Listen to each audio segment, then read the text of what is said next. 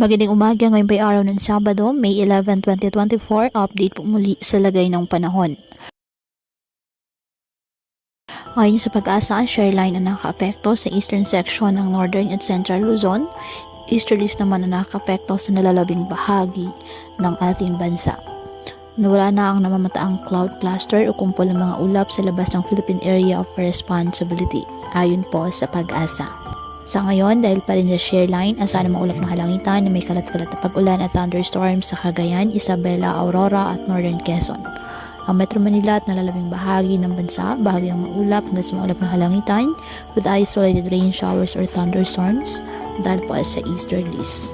Kaya patuloy pa rin po natin na pinag-iingat ang ating mga kababayan sa banta pa rin ng mga posibleng pagbaha at pag-uho ng lupa lalo na kapag may malalakas na ulan.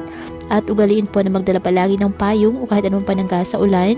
Hindi ka naman po sa init ng araw kapag lalabas ng ating mga tahanan. At yan po muna ang update sa lagay ng panahon ngayong araw. Muli patuloy po tayo na mag-ingat at palaging tandaan, God loves you. Stay safe and God bless.